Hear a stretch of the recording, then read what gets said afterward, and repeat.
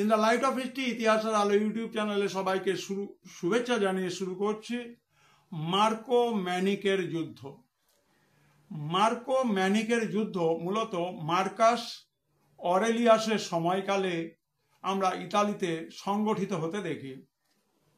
মূলত মার্কাস অরেলিয়াসের শাসনকাল 160 থেকে 180 খ্রিস্টাব্দে মার্কোমানি, কাদি প্রভৃতি যে উপজাতিগুলো রয়েছে তারা ইতালিতে ঢুকে পড়ে এবং মার্কাস অরেলিয়াস তাদেরকে পরাজিত করতে সক্ষম হন।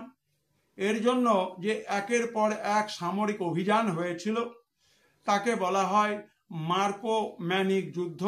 দ্বিতীয় শতাব্দীর শেষার্ধ থেকে তৃতীয় শতকের শুরু পর্যন্ত এই উপজাতিরা, মানে আমি যাদের কথা বললাম মার্কোমানি এবং কাদি, এরা কিন্তু সংগঠিত হয় এবং মার্কাস অরেলিয়াস এদেরকে দমন করবার জন্য অনেকগুলো যুদ্ধ করেছিলেন।